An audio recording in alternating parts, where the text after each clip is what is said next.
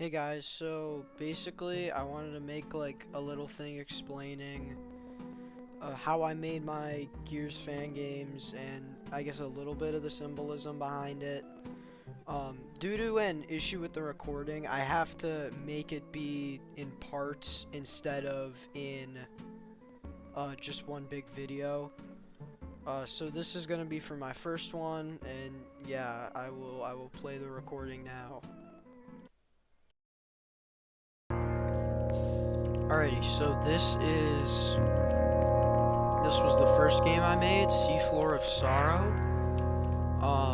It's just meant to be like a fan game of the Underwater Gospel. Because that is my favorite Gears game, and I really like just the vibe in general. Very cool stuff, and I like all the hidden symbolism. Now when I released this, I was very new to the server. I'm pretty sure it was like literally my third message was me posting this. And I just wanted it to be a kind of like, I wanted it to be, I guess, an introduction for myself into, the server. Like, hey, I'm new to Gears, why not show my passion for it, by making a little game over the course of like 3 days, learning how to script and stuff. So that was what I did when I made this, and when I released it, people were not very happy about the portrayal of this young man right here, who I actually misspelled originally, and that was not taken too kindly by the Gears community, or John Gears himself. John Gears himself was very outraged at his appearance in here. So yeah, I've been like really embarrassed about this game ever since that. Like, like, obviously everybody was just joking around, but I just felt embarrassed because the reaction was like not at all what I was expecting originally. And I just kind of felt bad after that, even though, it's all goofy stuff. And that's what this game is really just meant to be. It's just meant to be a fun little thing. Unlike the other games I have, they're not really meant to try to fit in with the canon of Gears. This is just meant to be like I don't know, like a spin-off. Alright, so that's the introduction to this game, I guess. Let's talk to John Gears here and see what our quest is. Hey, so why did you make me get my scuba gear? The motor's gone. What happened? It fell off. It just straight up fell off?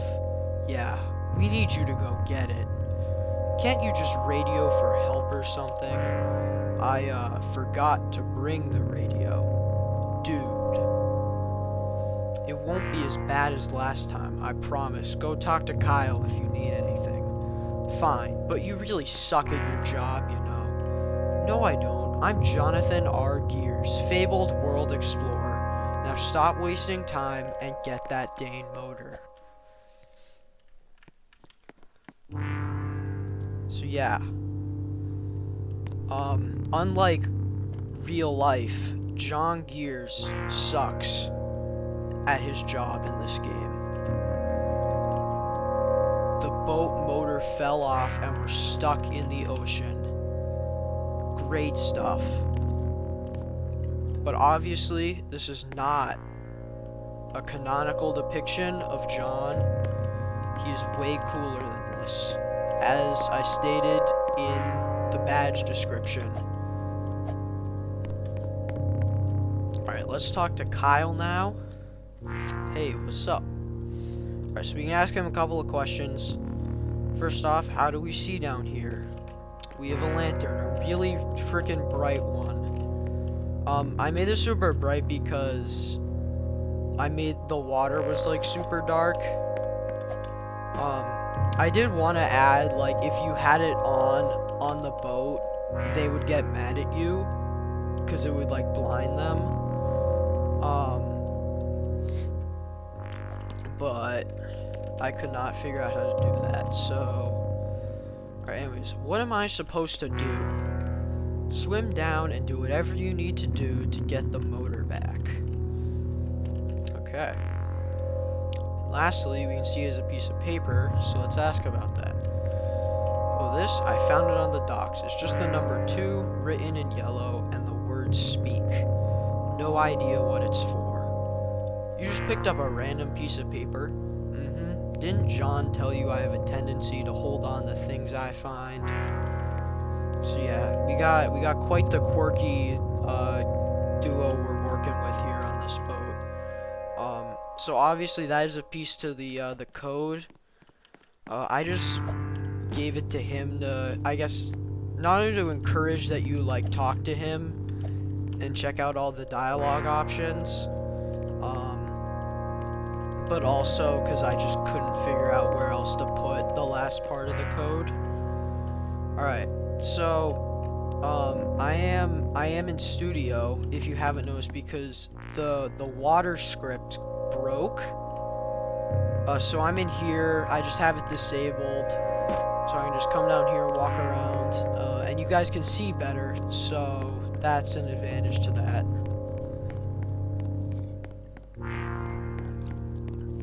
So the first thing here, we'll talk about these tablets first.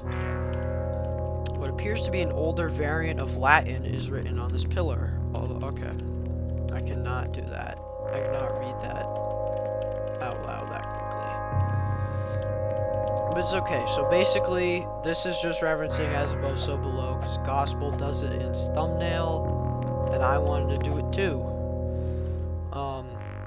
The only real, like, symbolism or lore implication I tried to put in this, because this game does have lore, nobody really bothered to figure it out because they were too busy making fun of me for my portrayal of John up there.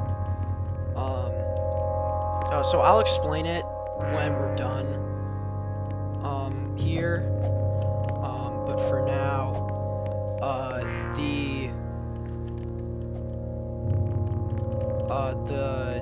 as far as humanity knows, it originated in the Emerald Tablet, is pretty much just to imply like mystery, like, oh, did it originate here, which is what is implied, is that it did.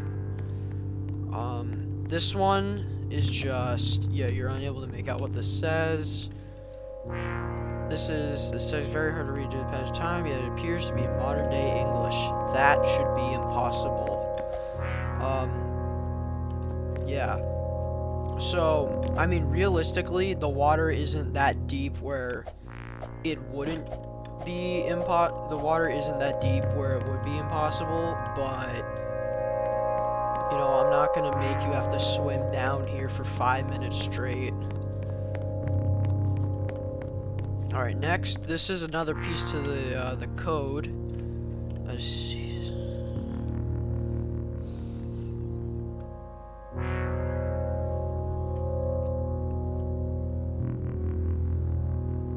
So yeah, obviously just a diver in the standard diving dress. Actually, I should talk about the starter character. He is modeled after the diver in the thumbnail, although in the game, obviously, the diver just wears a standard diving dress like this one. I didn't know that. I didn't know any better, so I just copied the one from the thumbnail. So yeah. Alright, let's go in here. This is a little detail. I don't know if anybody noticed this, or maybe if they did, they just never brought it up. So this says omnipotens, which is pretty much just Latin for omnipotent or all-powerful, and just a black square. Remember that. Alright, we got this, like, Stonehenge-looking kind of thing.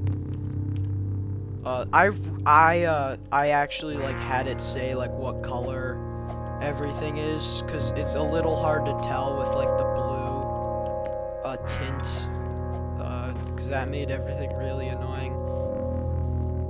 Here, this is supposed to be, like, a well. It originally had, like, a roof, but I just, like, got rid of it, so it was easier to see. So we got one.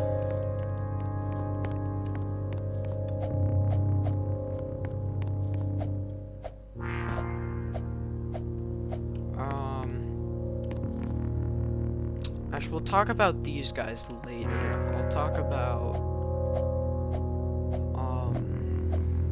talk about this thing.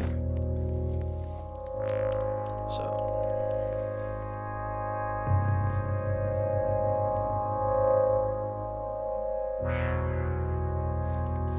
Yeah, so this was just some giant one-eyed fish thing. I'll talk about him more when I explain the lore of this, because he is significant. Okay, yeah, now we can move on to the corpses here.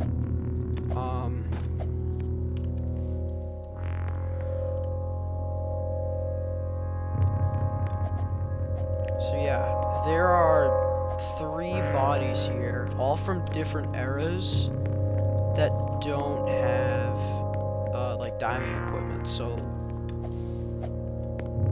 obviously they're just, like, down here for no reason.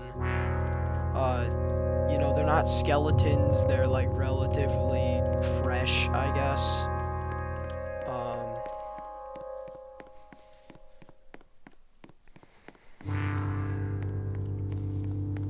And they, you know, they're very out of place. You know, you wouldn't expect to find a medieval soldier down here. Nevertheless, a guy wearing a baseball cap.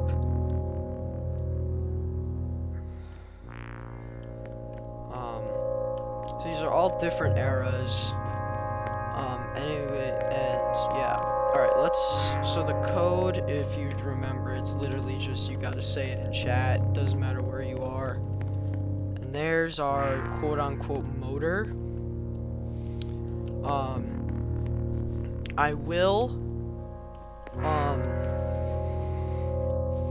I'm not gonna touch it yet, I'm not gonna collect it yet, because there's these guys that I have yet to talk about. So I guess now would be the time I should talk about the lore. This was a society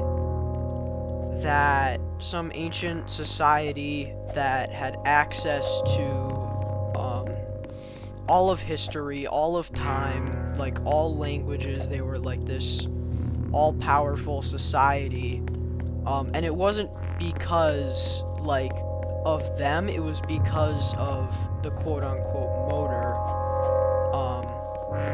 which is a black cube, just like the thing in there, the hieroglyph, I guess, if you want to call it that, in there. So this basically is some, I'd say it's like living. That's how I imagined it. And basically it knew space, it knew time, it knew knew everything, and it basically gave all this knowledge to these people, and in exchange for all this power, basically this thing would basically, like, worship it. They'd basically, like, worship it. They'd because this thing's all powerful, it also needs, like, to be controlled, or it'll kind of become a little unstable. And that's what these guys did. But then, one fateful day, this thing showed up. This is just, I'll call this like the Medusa fish, because it's just a one-eyed fish that turned all these people into stone. So like, this person's freaking out, this person's hiding, people are running towards the thing because they want it to help them. And basically, it, you know, this guy was right there, but he couldn't get to it in time. And so what happened is everybody is turned to stone. Their souls, which by the way, their souls are sealed inside of here. Like, their souls could never ascend to heaven. That's why the winning badge for this is called Denied Ascension. It's referencing these guys. They could never go to heaven. They're just stuck in their stone bodies. So now this thing, which lacks anything to like control it, needs fuel. So instead of harvesting whatever like these people gave it to keep its power, I didn't think of what that would be. You know, since this thing has control over time, it starts to collect bodies from completely different eras. So, you know, we got this dead medieval soldier, dead Victorian guy, dead 90s guy. It just starts taking them from their respective time periods and just harvesting their souls to power it. It does the same with this diver. That's what I had in mind. Because basically the idea is, since the description is that he was mauled by something, and there's nothing like that there's no like dead creatures here that it could have been mauled by, because it wouldn't have the Medusa fish wouldn't have mauled him. Basically, like, he was in a different area at a different time and got like killed by like a shark or something. That was the idea. And just the fact that he has part of the code is more of just an oversight on my part. So yeah, that's pretty much the lore for this. This will be the only game where I actually like talk about the lore that I had in mind. I'll just like I'll just give hints for my other games. I won't actually explain everything. But I wanted to talk about this because nobody really seemed to have an interest in it. And I figured, just why not tell you the story I had in mind, because it's not like this is meant to be canon for Gears. So we touched the artifact. Now we know it's not an artifact and not the real motor. So what if this isn't the motor, and this is some powerful, all-powerful artifact we're now using to power our boat? Where's the real motor? Well, you see, John Gears here knew about this artifact. He had read the stories as a kid about this strange civilization in this area under the water. So conveniently, while sailing over this thing, before that he gave Kyle this note too. His note with the yellow 2 on it. While nobody was looking, he stole the motor. It's actually in this crate right here. It's not like underwater or anything. He claimed to have lost the motor. But he lied and actually just wanted this artifact. Why? Because it's all powerful and he wants to take over the world. And we have just done John Gears' bidding. And now the world will perish. I'm just kidding. Alright, let's talk to him. Alright, what do I owe ya? Please just bring the radio at next time. Will do. No, you won't. Yes, I will. I swear on my great Aunt Dorothy's life. Isn't she already dead? Exactly. So yeah, John is not a keeper of promises.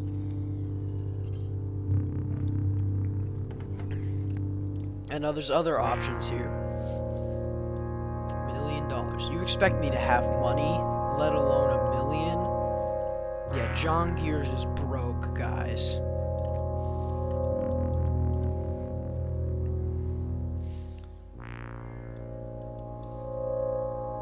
Yeah. So yeah, we really want to get out of here after what we just learned. Well, I guess the protagonist wouldn't have known. I guess the protagonist just thinks this is the motor. I don't know. Yeah, this line is just meant to, like, imply a bit of mystery. I don't know. You've reached the end of the game. I hope you enjoyed. Quiet Wyatt. Hey, that's me, guys. Whoa. Alright. That is Seafloor Sorrow. We're gonna, so after I made this, yeah, as I talked about, I kind of got bullied, and I got sad. But then, this mythical legend, this mythical legendary creature, only known in the old ancient scripts as Soapy, showed up and actually gave me constructive feedback and gave me motivation and said that I had potential. And I was like, yo, this is sick. I'm gonna make something better now with the skills I just learned from making this. And so that leads us to the next game.